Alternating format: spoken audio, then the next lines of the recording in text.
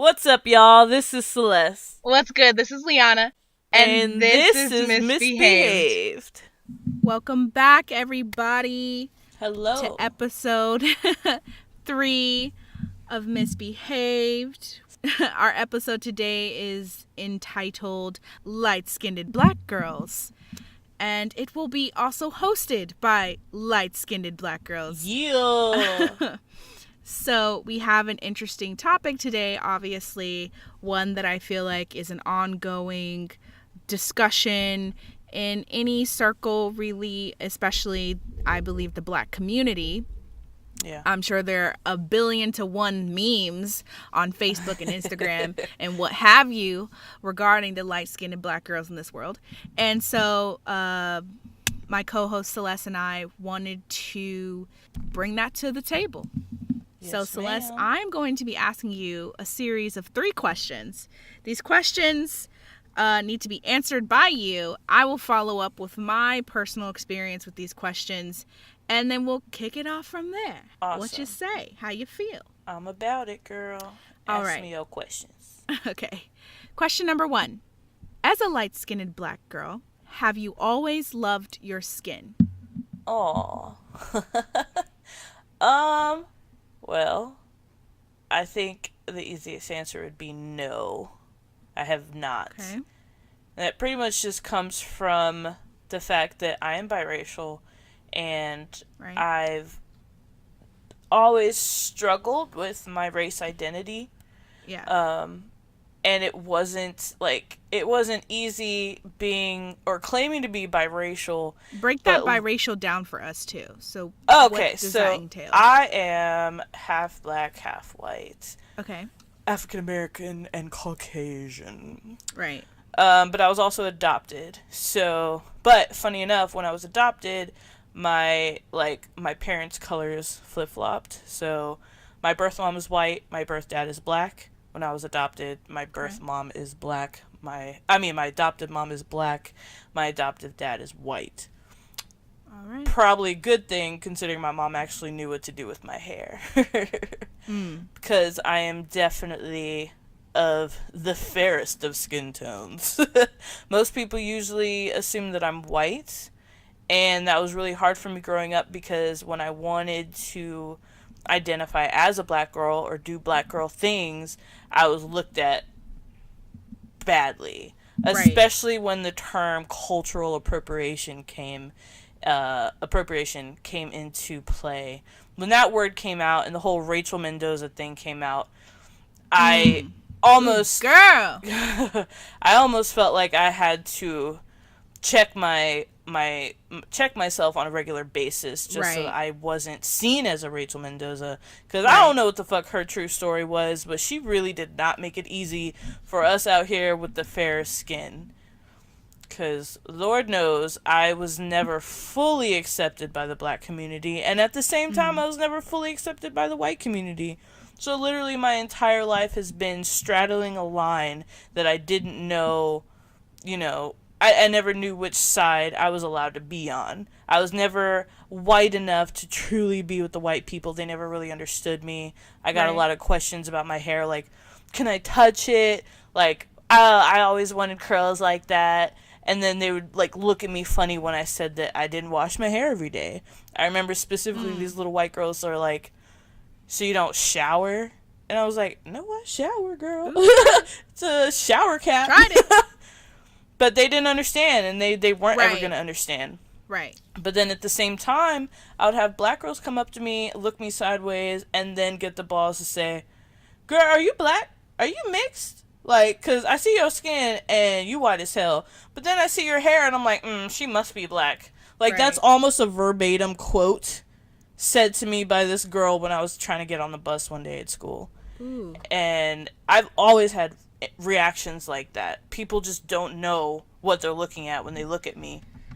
And that was always Exactly. hard for me because I was like, I obviously always wanted to look like the caramel skinned. Right. Where do I mixed fit girls. in kind of thing. Yep.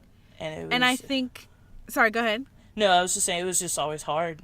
I think I basically had a very similar, obviously, we're best friends. Best friends. I had a very similar experience growing up as a kid, and there was definitely times, especially when I would go to a family reunion and everybody was darker than me, and not just a few shades. I mean, like, darker than me in contrast. And I would be like, do I belong here? I mean, even my mother, she's not the darkest skinned of black people, but she's definitely darker than me, you know? And so I always had this issue where I would go be with my own family, and I felt like I wasn't a part of them. I didn't share that with them, and that made me feel like I was unconnected, disconnected. Girl, I feel you. I had the exact same situation on both sides of my family. Right. Oh, right. I guess I should give my background. My background is Black and Native American, Apache, and Apache and white. There's some white in there somewhere, but I'm mostly Black and Native American. And so, or indigenous, if you would like to call it, indigenous American. Oh, can I ask you a question? Yeah, what's up? Are you indigenous enough to claim that heritage? Oh, God, girl, that's a whole nother thing. I was looking at that today because there are so many benefits I've gotten kicked out of. My mom, she has enough in her Apache side. She's registered with the Arizona Apache tribes. Okay. So she gets benefits. I, unfortunately, because of the percentage, do not. But I also have Native American on my father's side. I believe Hopi is what I want to say. Interesting. And unfortunately, so I have enough Native American in me to be registered. Unfortunately, I don't have enough of one type of tribe to be registered with any specific tribe. So I kind of got this kind of fucked up end of the deal where it's like, you definitely got something there, but not enough to get. You don't really fit in that group either. Right, exactly. And if you look at me, my skin is very light. Yeah. I mean, people make jokes all the time with my family friends that are white, and we talk about my skin all the time, and they're like, girl, I'm darker than you, and they're white. They're white people.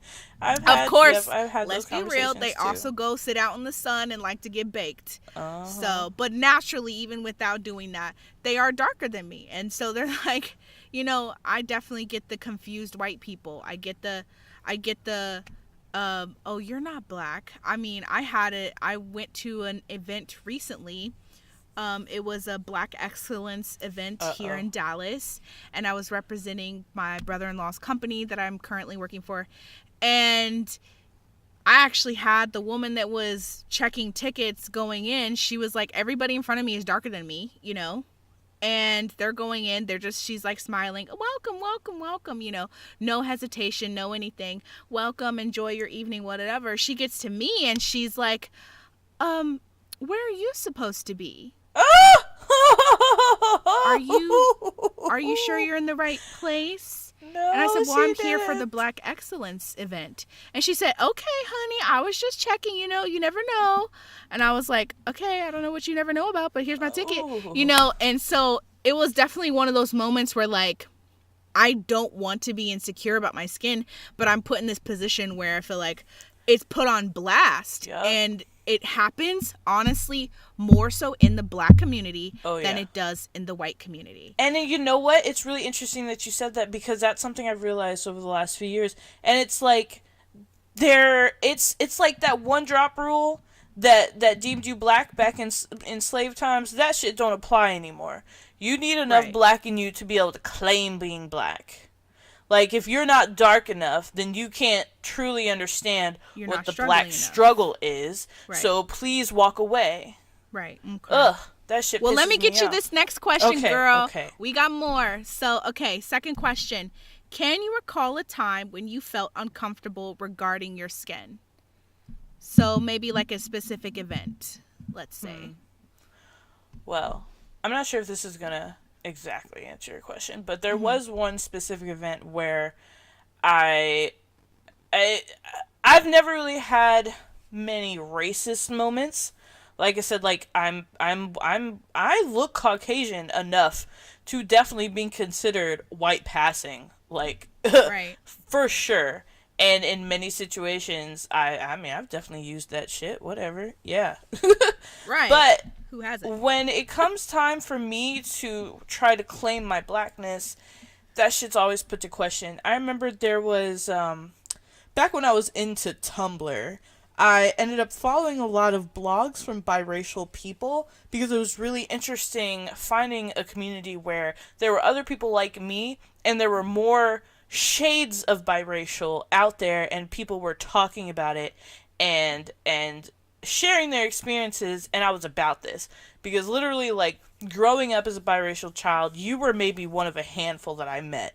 And now, you know, being biracial is much more prevalent, but back then it really wasn't. And most of the ones that I saw, like I said, were caramel skinned. They were mixed color. They look mixed. I just look like a white girl with a puffy fro, you know? But anyway, so I found this girl's blog, and she was biracial. She said she was black and white.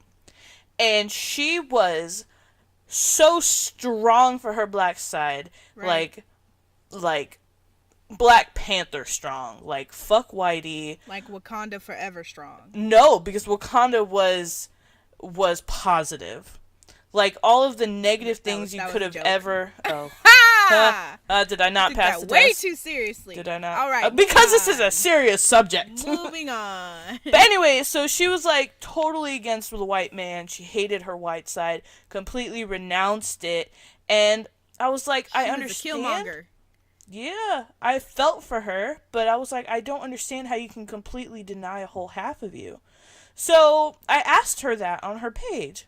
Girl, when she responded, she basically told me that by being as pale as I was, I couldn't possibly understand her struggle, and that I needed to go take my white girl tears somewhere else. Wow. And she was then followed up by many of her followers also telling me to take my white girl tears somewhere else because my voice was not welcome in that conversation. Right. I didn't attack her or anything. I genuinely just wanted to know where all of her animosity came from, to the point where she could completely deny a whole half of her. And I was completely thrown out of that conversation, if not kicked. Like, and that, I joke about it now because it's past, but that shit really broke me at the time. I was in tears. Those white black girl tears were definitely flowing that day. So I guess that kind of leads into my third question. Do you feel like, as a light-skinned black girl, we have a right, black girls, we have the right to complain about being light-skinned and black in this world that we live in currently, which is the U.S.? Well, I think that both you and I are woke enough to understand what struggles there are in the world for black people. I am fortunate enough to never have been in a situation where I was racially profiled. My skin is light enough, like I said, I'm white passable. I can white pass through a lot of situations. But I've never denied that fact. I own my circumstance, and I know who I am now. If you asked me this maybe 10 or 15 years ago, I definitely would tell you, like, I don't know if I'm allowed to complain about being light-skinned because maybe I'm not all that black. But now I'm to the point where, girl, I'm black as fuck. Anybody who knows me knows how strong my pride is in being black. I wear this afro proud as hell. I struggle every fucking day to take care of this afro. And my skin is pale. I have a different struggle. Okay? And I recognize that. A different struggle. There it is. I have a different struggle. I recognize it. But I'm still black. I'm still black. I'm still white. I go through many of the black issues that other darker skinned black people go through. Right. And then there's some issues that I get skipped over. But that's okay because this is my circumstance. So of course I'm allowed. Well, no, let me change it up a little bit. I wouldn't say I'm allowed to complain. I don't think anybody should complain. But I'm allowed to speak up.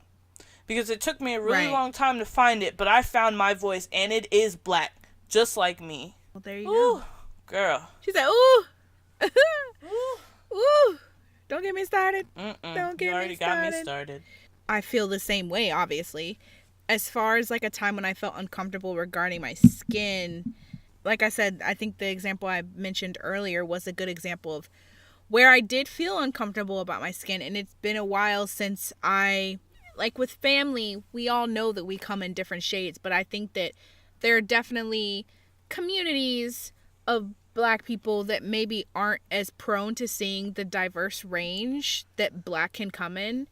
Yeah. And I think when I get, especially around maybe strangers, I get into those situations where my Blackness is questioned and kind of directly, like in front of everybody without shame, just like, girl, are you supposed to be here? And I think that was a perfect example of kind of like how I felt growing up my whole entire life. Like, am I supposed to be? I don't know where I'm supposed to be because I thought I was Black, but everybody keeps questioning me about that Blackness. Like, are you sure you're Black? I remember this time in high school where it was a guy and he came up to me and he was like, what are you? Like, what are you? Oh, I get that question all the time. What are you? Right. I'm a fucking human I being, didn't really hang out with the white people. I didn't really hang out with the Black people. Like, you checked out my lunch table, I was sitting with all kinds of people. And they were either mixed like me or they were like Asian or, something else. And so I had kind of a collective international group of friends. And that's where I felt most comfortable, was in diversity. That's where I kind of made my own ground to stand upon, because I felt like the white community was tripping. And I felt like, even at times my own Black community was tripping. And there's 1,001 names that I've had growing up. Light Bright, Casper, Paper. My boyfriend likes to call me, what's he called? He's like, babe, you look like uncooked waffle batter. Lord have mercy, that boy. I was recently called mayonnaise in passing. Oh yeah, and I'm so used to it now that it's crazy, and it doesn't happen as often. But like a good example too was when I was staying with my sister and we went to Memphis, Tennessee, and her and I were walking down the road and we're walking and this man comes by, and it was a Black man. It wasn't a white man. It was a Black man. He yells out the window, there go a Black girl and a white girl walking next to each other. And I was like, all righty then.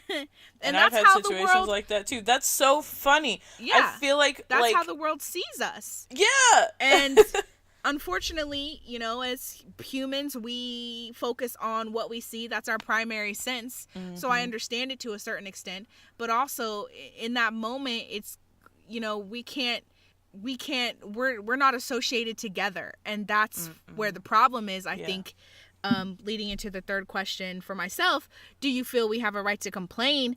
I think that to a certain extent, I think it's a yes and no thing. I think, yes, I have a right to complain because I'm just as much Black as any other person. How are you going to tell me what my heritage is and what I choose to be proud of about my family tree? You know what I mean? You have no right to that. That's not yours. That's mine. And you ain't going to take that away from me. Secondly, the no comes in is where, no. And I have my friends, like I said, most people are darker than me. So I have my friends and my family members that are darker than me. I may go into a situation and this doesn't really happen, but they may get treated worse than me because of my skin, because I'm able to pass, as you say. And that doesn't feel good on either side. That doesn't feel good for me because I feel like I've just been given some kind of mock privilege, right? That is not something I asked for and not something I really know much to do about. And then it's not fair for my sister who, obviously is dealing with, blatant kind of racism in this world. So it's a disconnect because we're the same blood, but we're not getting treated the same all the time. And it's because of that. And I think in one way it's crappy, but then at the same time it's almost worse in some ways, not all. In some fashions, it is kind of sucky to be a light-skinned Black girl, because not only do I now have to watch out for white people, because I don't pass like all the time. No, white people, not completely. Not completely. When they look closely enough, when they spend enough time with you, there's something off with us. There's something off. Something questionable. They don't always go to Black. Sometimes it's Latino, sometimes girl, it's something else. I get Puerto called Rican, Puerto Rican. Oh, Puerto Rican Lord all have the mercy. time. I was like, yes, sí, se puedes. Girl, real quick. I was at a Sephora. This black woman was trying to get past me, and she goes, "Oh, excuse me, señorita." Oh, like, Lord bitch, have mercy. What? No, she did not. She did. No, she did She not. did. And it doesn't help that my name is Celeste, which sounds like Celeste, which is right. Used. I think I've seen it used a lot in Hispanic people. So I don't know. Girl, we get everything. I've gotten everything. I've gotten Korean. I've gotten all kinds of Middle Eastern. I've gotten Persian. I've gotten Samoan. I've never gotten Samoan, but I have gotten like Islander. I've gotten Puerto Rican. That's also a very common one. I mean, I've just gotten so many things under the sun. I don't even know anymore. What the fuck am I? I don't know. You ask me. You tell me. Shit. You seem to know more than me. Tell me what I am, please. Oh, and then my favorite too is when a black girl will come up and ask me if I'm mixed. Like they make it this big thing. Like you stare at me for a really long time, and then you're sitting near me, so you do like the popular black girl thing where you got your little cronies around you, and then you're like, all right, now I got the balls to say something, and you just go, so is you black or is you white? And I look at her and I'm like, I'm mixed. Yeah, do I have to choose? With black and white. And she goes, oh, let me guess. Your mama white, isn't she? And I get that so often. Like, literally, they always ask me if my mother is white. And at first, I was annoyed by it, but now it's like, it's happened so much, I'm like, is there something to that? Right. I want to punch them in their face, because, bitch, you do not know me. Do not presume to know me. But yes, my birth mother is white. I mean, yeah, you right about that. You right. Shit. Damn it. But no, on a more serious note, I feel like okay, pretty much what I've come down to, like, it took a really long time for me to embrace my blackness, and pretty much going natural with my hair was probably the biggest step towards accepting and embracing my blackness that I've probably ever made in my whole life. And through that, obviously the last few years have been wrought with racial issues towards the black community and other minorities. Police brutality, racism, terrorist attacks, a whole lot of shit going down, and my blood has been boiling. Right. And I've been doing everything that I can to speak up and out against these things. I've marched, I've protested, I did that cookie protest thing. I speak to literally everybody that will listen to me. I rant, I rave, and now I have a podcast to do that. Right. But I've been empowering myself through my speech, and what hit me really hard one day was a friend of mine, a black friend of mine, who wouldn't even be considered the blackest of blacks to begin with. She had the nerve concerning the Black Lives Matter marches. She said, Celeste, why are you so mad? I'm actually black, and I'm not even as mad as you. That shit, it would have broken me a few years ago, but all it did was piss me off, and I calmly responded with all I could think of at the time, which was, what makes you think you're any blacker than me? And maybe you should be more angry. Right.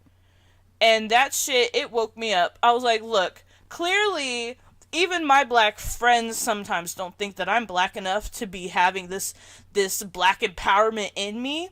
So that's fine. If the black community doesn't want to fully embrace me, that's okay. Because you know what? I'm not a 100% black woman. But I'm also not a 100% white woman. And what I've decided to do with that is, if I'm going to be put on this line and not be allowed to live on either side of it, that's fine. I've lived 28 years as a black and white woman. I've had a lot of experiences that black people and white people cannot say that they share. I have unique Exactly. experiences. I have a unique voice, and I'm going to use that voice to talk to both sides of this issue. Well, there you go. I've been in situations with white people where they've said things to me that they wouldn't say around black people. Right. I've been in situations with black people where they've said things that they wouldn't say around white people. I have the knowledge from both of these sides, and I feel like maybe that's my mission. And maybe that should be all of us as biracial people's mission, to stand up and add a third voice to this argument, because there's a lot to be said, and it cannot continue to be black versus white. Right. Because if it's always going to be black versus white, there will never be unity. Right. And girl, I'm But telling here you, we are. us mixed people, we coming up. We We up, are. y'all. You better watch out. You're gonna turn around. You're not gonna know who the fuck you're standing next to and what the fuck they are. Exactly. And that Time that is what magazine it's all says about. in the I look next forward 20, to that 30 day. years, we're all going to be That'd be a biracial. beautiful day. Oh my God. like, yes. So many mixed babies. I love We're them. taking over. Come on. But, Team you know, mixed kid also, at the same ago. time, I do not appreciate the fetishizing of mixed children or mixed people. Well, girl, like, I mean, people are gonna come up with fetishes. that's true. That's true. But It just furthers the a whole divide, nother because you know topic. you've got light skin versus dark skin, and now you have to throw mixed into that. Like, But- people are like, "Oh, I can't wait to make me a mixed baby." Okay, but that I definitely want to make a mixed baby. dark black skin baby over there is also beautiful. So don't ignore them. You know what I mean? don't It think just that it necessarily adds means more that they don't hate like to the dark-skinned conversation. Babies. I think they just think that a collaboration of, or at least how I feel, I think a collaboration of ethnicities is a beautiful thing to behold. That is a beautiful thing. However, that's I bridging think the maybe gap you're in a very missing real way. the negative aspect of it, because that's not everybody's thing. It's just like how everybody thinks, you know. It's I light do get skinned what you mean, people like are- how maybe like some white people think it's a way to dilute the black in a situation. Is put a little white, mix it with a little white, and it's gonna be I all just right. know I've That's seen what I a was telling lot my of friend. It's that white privilege Yeah. going on there. I think just to add to what you're saying, I think definitely it's a way we are the future. I think the mixed people are the future. I mean, everyone's the future. Let's be or real at about least that. the future But I think of the that conversation. mixed ethnicities hold a certain kind of future that can promise something, a collaboration of cultures, and I think that's a beautiful thing to behold. And I think there's definitely going to be more of that. And so, you know, people out there that are like me and you, they need to hold on. It's coming. There's a world for you. You're not the only person anymore. You're not the only. It's really not.